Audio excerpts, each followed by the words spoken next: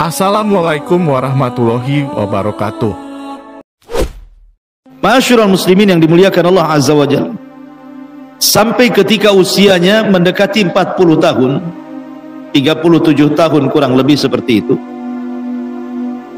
Nabi SAW mulai bosan dengan dunia, bosan dengan berniaga, karena melihat orang-orang Quraisy itu semakin hari semakin bejat, semakin hari semakin buruk kondisinya. Tradisi-tradisi jahiliyah itu makin menyebar merajalela, mulai dari penyembahan kepada berhala, minum khamr, perzinahan, perjudian, dan yang semacamnya.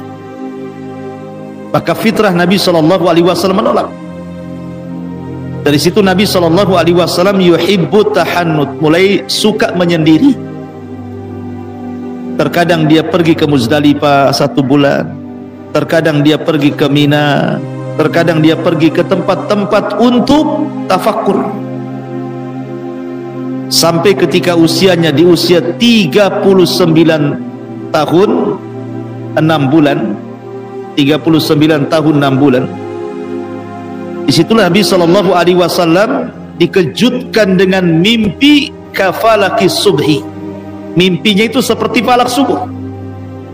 Apa maksudnya? Artinya selama 6 bulan sebelum Rasul diangkat jadi Nabi itu selalu mimpi malamnya. Anehnya malamnya mimpi, besoknya kenyataan mimpinya. Setiap beliau mimpi mesti terjadi mimpinya, persis seperti yang dimimpi kejadiannya. Makanya seperti falak subuh. Dan begitulah para nabi, terkadang beli dengan mimpi, seperti Yusuf dalam penjara mentakwilkan mimpi. Ibrahim alaihi salatu wassalam juga ketika mendapatkan perintah untuk menyembelih Ismail pun dimulai dengan mimpi, dan mengatakan kepada Ismail, ya bunai inni ara fil manami anni azbahuka fangdur madza tara. Wahai anakku, semalam aku bermimpi aku menyembelih kamu, bagaimana pendapatmu? Dan mimpinya para nabi adalah perintah Allah dan wahyu. Jadi Nabi SAW sebelum diangkat menjadi Nabi dan Rasul dimulai dengan mimpi dulu, asik mimpi saja malamnya. Tapi anehnya mimpinya menjadi sebuah kenyataan. Malam mimpi, besoknya terjadi. Malamnya mimpi, besoknya terjadi. Dan itu selama 6 bulan. Ketika genap usianya di 40 tahun, maka Nabi SAW bermimpi. Dalam mimpinya didatangi oleh seseorang jelmaan dari malaikat, kemudian membacakan ayat Al-Quran di dalam sebuah gua. Maka rupanya mimpi ini menjadi sebuah kenyataan. Tepat di usia 40 tahun Allah Subhanahu wa ta'ala memberikan nikmat kepada Rasul, nikmat yang sangat besar. Nikmatun nubuwati war risalah, nikmatun nubuwati war risalati. Nikmat kenabian dan nikmat risalah. Jadi ketika Nabi SAW di usia 40 tahun, kenapa Allah pilih 40 tahun? Karena usia 40 tahun itu usia lagi matang-matangnya. Makanya Allah mengatakan, falamma balagha arba'ina sanatan qala rabbi auzi'ni an ashkura ni'mataka allati an'amtu 'alai wa 'ala walidayya. Biasanya orang kalau sudah usia 40 tahun itu matang otaknya, secara emosi sudah stabil, nikmat pun secara global sudah diberikan Allah. Karena biasa di usia 40 tahun itu sudah berumah tangga, di usia 40 tahun sudah punya anak, di usia 40 tahun biasanya sudah ada pekerjaan yang mapan, di usia 40 tahun sudah bisa merendahkan emosi, di usia 40 tahun bisa berpikir, bisa menimbang. Makanya kemudian usia ini ada rahasia di balik 40 tahun itu. Kenapa Rasul di usia ini diangkat jadi Nabi? Kan bisa saja Allah angkat di usia 30 tahun, di usia 25 tahun supaya lagi kencang-kencangnya kan gitu ya. Tapi tidak, Allah mengangkat Rasul di usia 40 tahun. Karena disitulah memang matang-matangnya usia manusia. Makanya penduduk sorga pun usianya antara 40 sampai 43 tahun kan. Sama dengan Nabi Isa bin Maryam ketika diangkat usianya berapa? 43 tahun. 33 tahun afwan.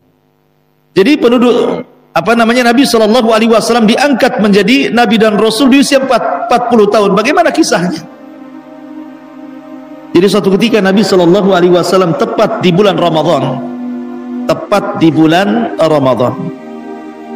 lebih tepat lagi di 10 akhir Ramadan, lebih tepat lagi di tanggal-tanggal ganjil bulan Ramadan di 10 akhir Ramadan. Bisa 21, bisa 23, bisa 25, bisa 27, bisa 29. Nabi SAW sudah 1 bulan tahannud, beriktikaf di dalam gua yang disebut dengan Gua Hira. Disitulah Nabi SAW tafakkur. Tiba-tiba ketika dia sedang tafakkur, datang malaikat Jibril dalam bentuk manusia. Ingat, Jibril itu kalau datang menemui Rasul pasti akan berpenampilan dengan penampilan yang indah, yang bersih, yang tampan, yang ganteng, supaya tidak menakuti. Masuk dia ke dalam gua, kemudian mengucapkan salam, Assalamualaikum ya Muhammad. Nabi bingung, karena Nabi tidak kenal dia. Layaknya antum kalau ketemu kawan, kemudian salaman, Assalamualaikum, salaman, kemudian antum pelukan. Maka Jibril tiba-tiba setelah salaman memeluk Nabi SAW dengan sangat erat sekali. Kemudian Jibril mengatakan di telinga Rasul SAW, Iqra ya Muhammad, Iqra ya Muhammad, baca wahai Muhammad. Nabi ini ummi, tidak bisa baca, tidak bisa nulis. Maka Rasul mengatakan, Ma'ana biqari, aku tidak bisa baca. Tapi Jibril kemudian kedua kalinya menyebut Iqra dengan mengeraskan lagi pelukannya dan mengatakan, Iqra ya Muhammad. Rasul tetap mengatakan, Ma'ana biqari. Yang ketiga kalinya Rasul makin menekan pelukannya, sehingga Rasul keluar keringatnya karena ketakutan dan mengatakan, Iqra ya Muhammad. Nabi SAW mengatakan, Ma'ana biqari. Subhanallah, Sayyidul Malaika memeluk Sayyidul Anbiya'i wal Mursalin. Kedua pemimpin langit dan pemimpin bumi berpelukan di sini. Pemimpin para malaikat Jibril, Sayyidul Malaika, dan pemimpin para nabi, pemimpin para rasul, bahkan pemimpin manusia adalah Nabi SAW. Dua pemimpin sedang berpelukan, sangat indah sekali. 3 kali Jibril mengatakan Iqra, dan Rasul 3 kali pula mengatakan Ma'ana biqari, Ma'ana biqari. Akhirnya Jibril pun kemudian mentalkinkan kepada Nabi SAW, Iqra bismi rabbikal ladzi khalaq, khalaqal insana min 'alaq, Iqra wa rabbukal akram, alladzi 'allama bil qalam, 'allamal insana ma lam ya'lam. 5 ayat dalam surah Al-Alaq. Inilah 5 ayat pertama kali turun kepada Rasul dari surah Al-Alaq, yang sebelumnya belum pernah Quran turun kepada Nabi SAW, dan itu peristiwanya tepat di malam Lailatul Qadar. Makanya Allah Subhanahu wa taala berfirman, Inna anzalnahu fi Lailatul Qadar. Sesungguhnya kami turunkan Al-Quran di malam Lailatul Qadar. Ada yang mengatakan maksudnya turunnya Al-Quran di malam Lailatul Qadar itu maksudnya secara jumlah keseluruhan 30 juz dari Lauhil Mahfud ke Baitul Uzza di langit pertama. Tapi ada juga yang mengatakan bahwa yang dimaksud awal mula turun Quran surah Al-Alaq itu di malam Lailatul Qadar. Adapun ayat-ayat yang lain ya disesuaikan dengan peristiwa dan kejadian. Tapi yang pertama kali turun kepada Rasul di malam Lailatul Qadar. Makanya Allah Subhanahu wa taala mengatakan syahrul ramadhan alladzi unzila fihil Qur'an. Bulan Ramadan itu bulan diturunkan Al-Qur'an, dan lebih khusus lagi malam Lailatul Qadar. Karena malam Lailatul Qadar itu malam Lailatun Mubarak, malam yang penuh dengan berkah. Ma'asyiral muslimin yang dimuliakan Allah Azza wa Jalla. Maka Nabi SAW ketika kemudian Jibril membacakan kalimat Iqra, Iqra bismi rabbikal ladzi khalaq, Rasul ikut-ikut membaca Iqra bismi rabbikal ladzi khalaq, khalaqal insana min alaq. Maka Rasul cepat-cepat mengikuti gerakan Jibril. Maka Allah Subhanahu wa taala memerintahkan Rasul untuk tidak mengikuti ucapan Jibril, la tuharrik bihi lisanaka lita'jala bi. Jangan kau tergesa-gesa, dengarkan saja gitu. Enggak usah mengikuti Jibril, satu ayat kau ikut satu ayat karena takut lupa. Karena Allah Subhanahu wa taala kumpulkan Al-Qur'an itu ke dada Nabi sallallahu alaihi wasallam. La tuharrik bihi lisanaka lita'jala bi inna jama'na 'alaika qur'ana. Ma'asyiral muslimin yang dimuliakan Allah Subhanahu wa taala. Setelah turun surah Al-Alaq 5 ayat pertama ini, resmilah Rasul diberikan SK dan didaulat menjadi seorang nabi. Nubbi'a bil Iqra wa ursila bil Mudaththir. Maka dia diangkat menjadi nabi dengan turunnya surah Iqra atau Al-Alaq. Setelah kejadian ini, Nabi SAW ketakutan manusiawi. Berada di dalam gua sendirian, tiba-tiba dikejutkan oleh seseorang, tiba-tiba kemudian mengajarkan surah Al-Alaq kepada Rasul dan memaksa untuk diikuti dan dibaca gitu ya. Maka Nabi SAW pulang dalam kondisi ketakutan.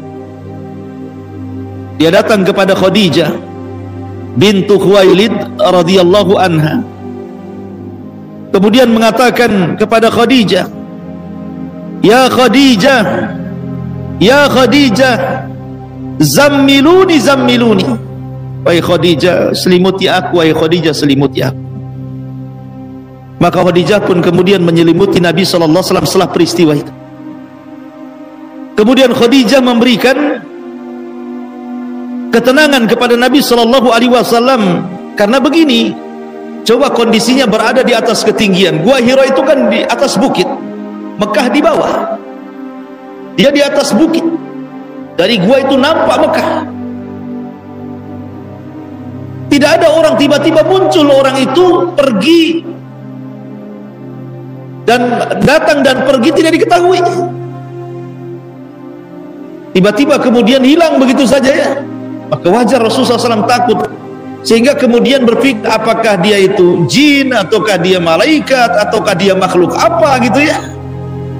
Wajar Nabi SAW takut jadinya ya. Akhirnya kemudian dia pun datang menemui Khadijah dengan menggigil untuk diselimuti. Khadijah ingin menenangkan Nabi SAW dan mengatakan, kalla wallah ma yuhzikallahu abada. Wahai suamiku, peristiwa ini jangan kau pikirkan. Ini bukan peristiwa yang akan menghinakan dirimu. Bahkan peristiwa ini demi Allah, Allah tidak mungkin menghinakan dirimu. Kamu ini orang baik. Innaka latasilur rahim, kamu orang yang menyambung silaturahim. Wa tahmilul kal, menanggung beban orang-orang. Wa taqsibul ma'dum, membantu orang yang kesusahan. Wa taqri dhaifa, membantu memuliakan tamu-tamu.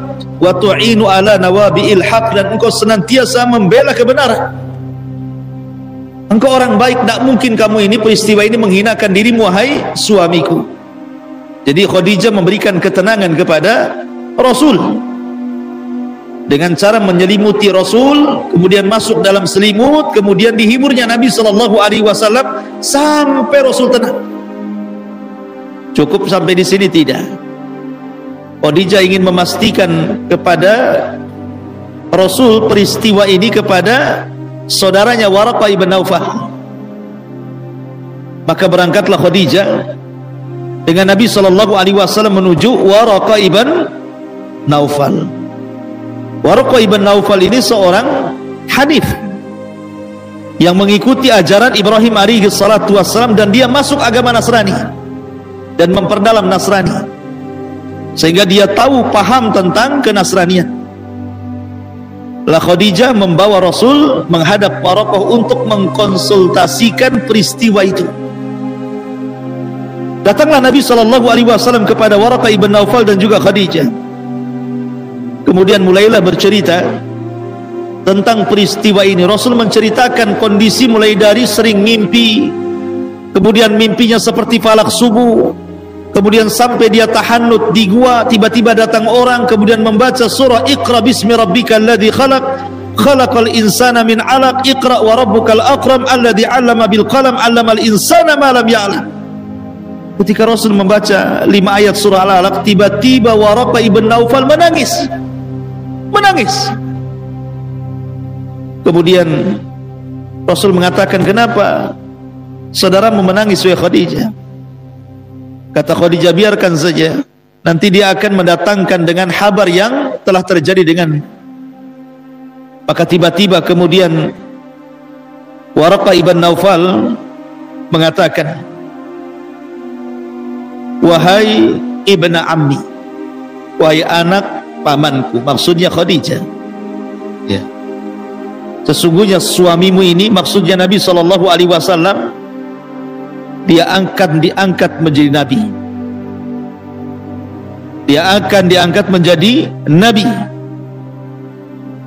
Dan kelak kalau Allah Subhanahu wa taala sudah mengangkat dia jadi rasul, maka dia akan dikeluarkan oleh kaumnya.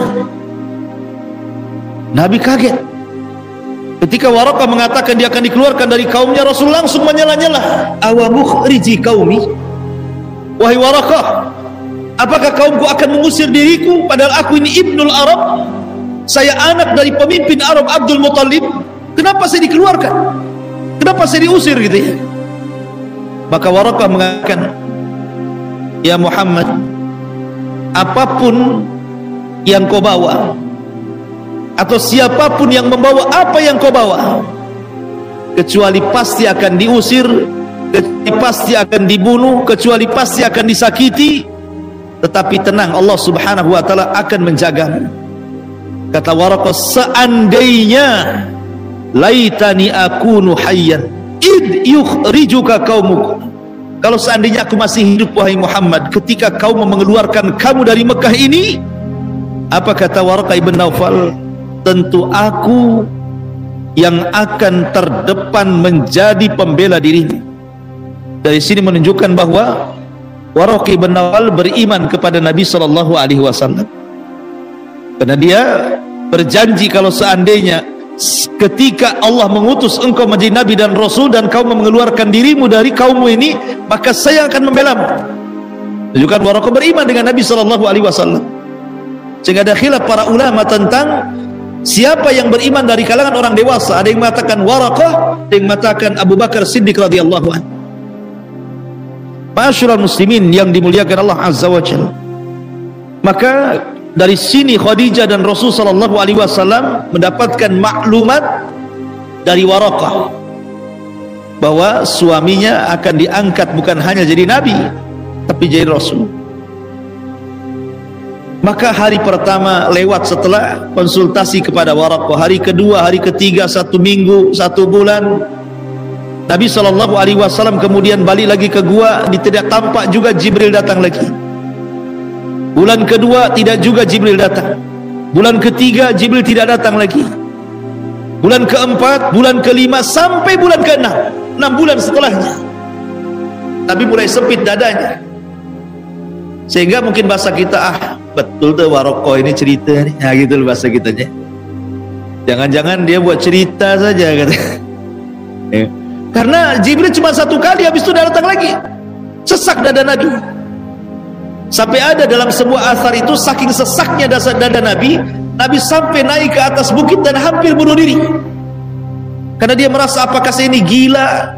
Apakah yang datang kepada saya ini jin? Apakah setan gitu ya? Karena nggak datang lagi, satu kali aja masalahnya. Tetapi riwayat asar tentang Rasul akan terjun dan bunuh diri, ya sebagian ulama juga ada yang mengkritik, tidak benar kisah itu. Tapi ada juga yang menetapkan karena ada asar. Tiba-tiba ketika Nabi SAW naik ke atas bukit, sudah sesak di dadanya, dari langit tiba-tiba ada yang memanggil dia, ya Muhammad, ya Muhammad, irfa ra'sak, wahai Muhammad, angkat kepalamu. Ketika dia mengangkat kepala, rupanya Jibril datang dalam bentuk asli. Kalau pertama kan dalam bentuk manusia nih, ini dalam bentuk asli, sedang duduk di antara langit dan bumi, terbentang 600 sayap, yang satu sayap saddal ufuk. Saddal ufuk itu artinya panjangnya mulai terbenam sampai terbitnya matahari. Jadi kalau kita melihat ke depan, sayap Jibril, melihat ke belakang, sayap Jibril, ke samping kiri kanan, sayap Jibril, seolah-olah langit ditutupi oleh sayap Jibril. Dan tidak ada yang mengetahui tentunya kecuali Rasul. Yang diperlihatkan Jibril menampakkan dalam bentuk asli, memiliki 600 sayap dan sangat besar sekali, dan memanggil-manggil Nabi SAW. Sontak saja Rasul makin takut. Ketemu orang dalam gua saja sudah takut, macam mana pula ketemu Jibril dalam bentuk rupanya yang asli. Ibaratnya antum datang ke hutan Jabal Uhud sana, ketemu dinosaurus kan, itu apa enggak minggat? Tungganglah, jangan dinosaurus lah, ular sawah saja tuh udah ketakutan. Jangan ular sawah, ada orang yang takut kecoa, ikhwan. Ada kecoa terbang di rumah, takut ngambil sapu. Bukan kecoa yang diperang itu, listrik kena perang sama dia, sama gagang sapu, saking takutnya. Ini yang ditampakkan makhluk besar. Lari Nabi SAW. Jibril terus memanggil-manggil, ya.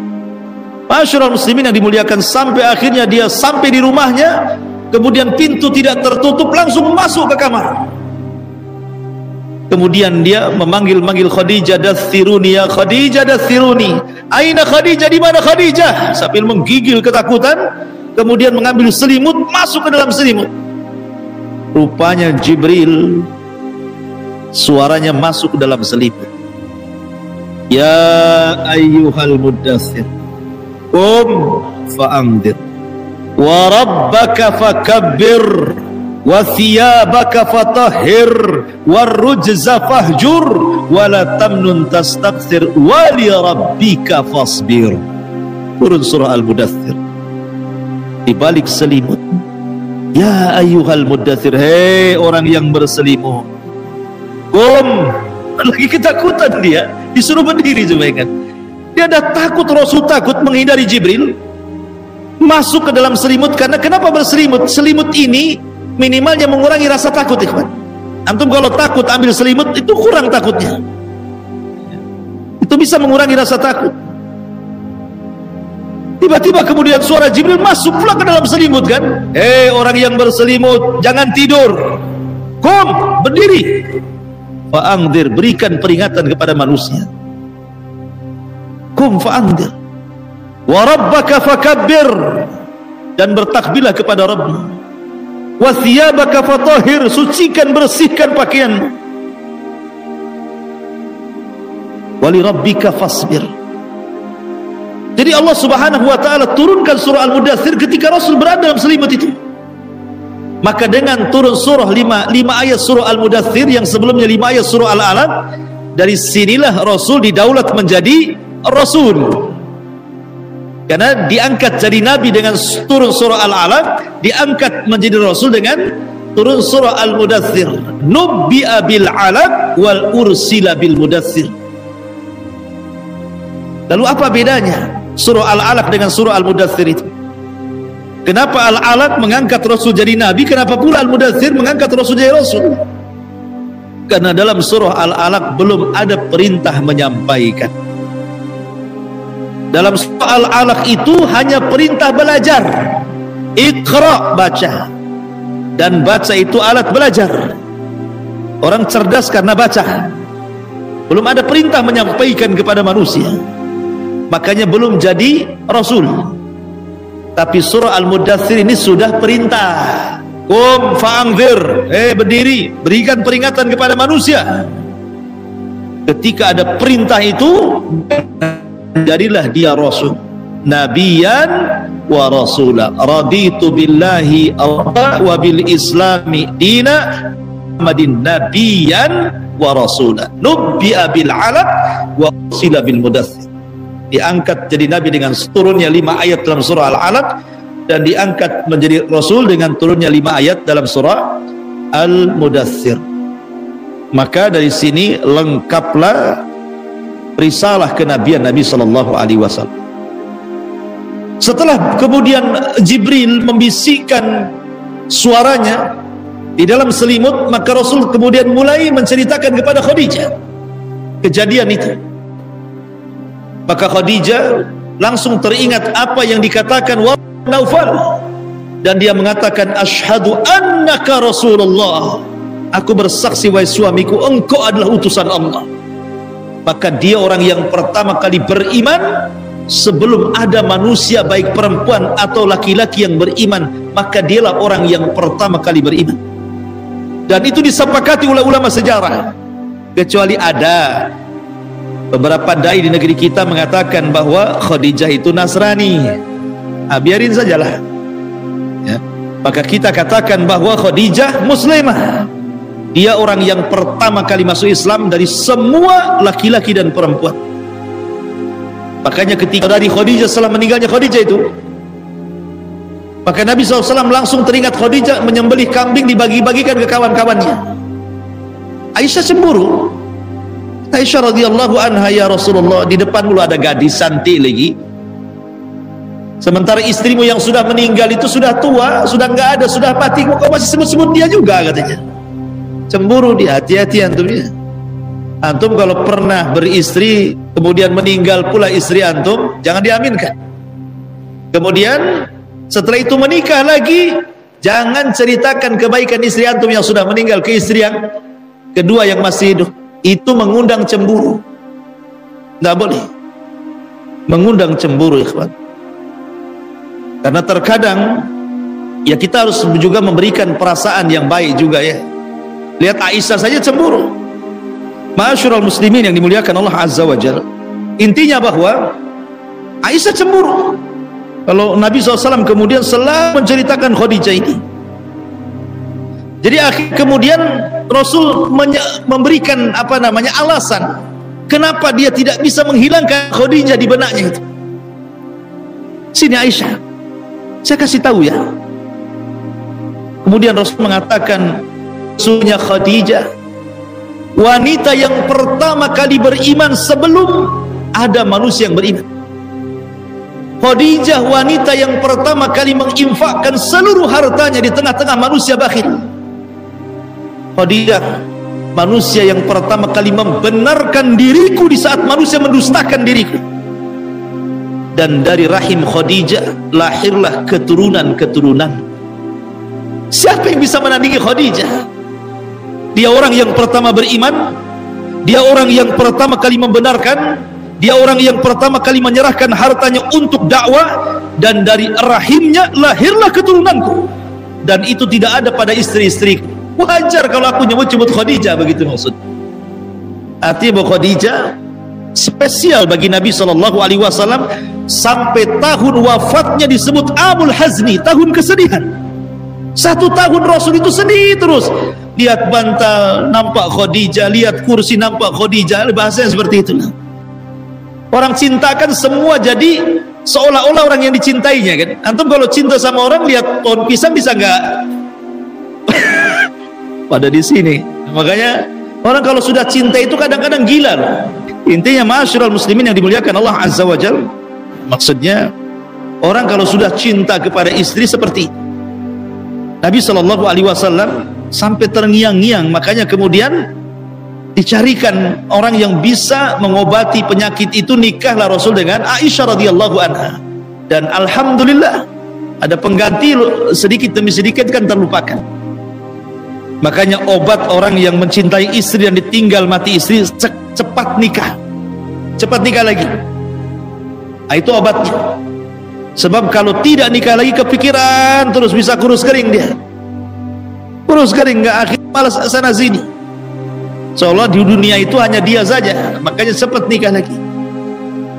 Yang istrinya meninggal, kalau istrinya masih hidup ya izin dulu.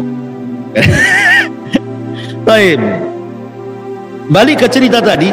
Jadi pertama yang beriman Khadijah bintu Khuwailid. Kemudian setelah itu kan Ali radhiyallahu anhu, itu kan satu atap dengan Rasul. Karena Rasul itu kan sudah lama dididik dan dibesarkan oleh pamannya Abu Thalib, maka jazaul ihsan ilal ihsan. Balasan orang berbuat baik itu dengan kebaikan yang sama.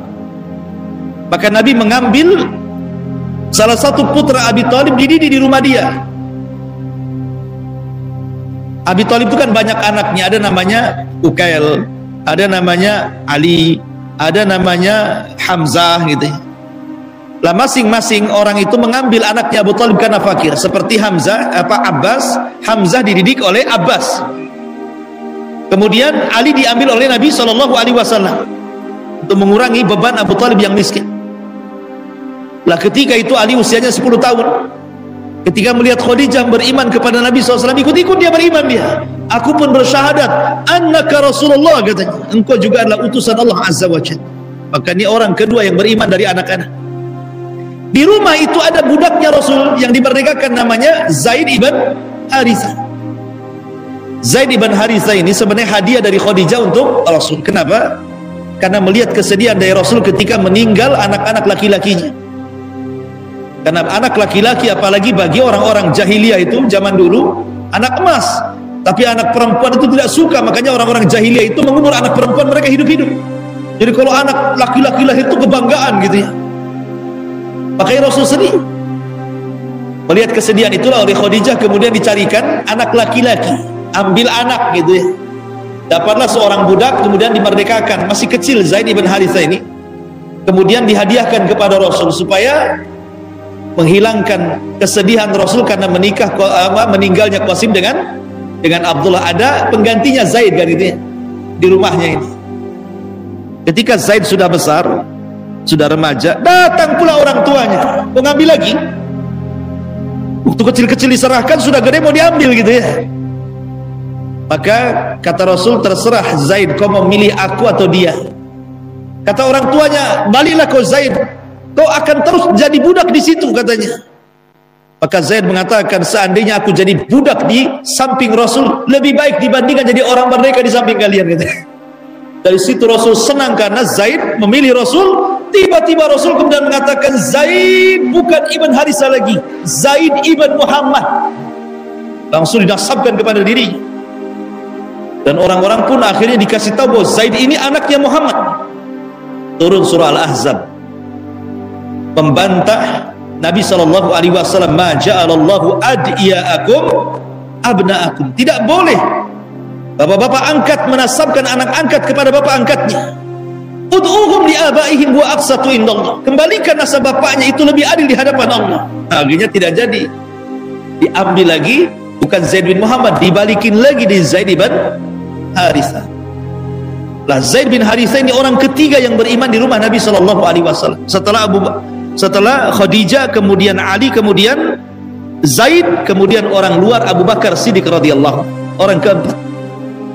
Dari Abu Bakar inilah masuk Islamlah Utsman bin Maz'un, Utsman bin Affan, Zubair, macam-macam. Nanti kisahnya ada sendiri bagaimana permulaan dakwah Nabi SAW di permulaan Islam. Ya, kita tutup. Mudah-mudahan ada manfaatnya. Subhanallah bihamdika, asyhadu an la ilaha illa anta, astaghfiruka wa atubu ilaik. Allahu ta'ala alam. Assalamualaikum warahmatullahi wabarakatuh.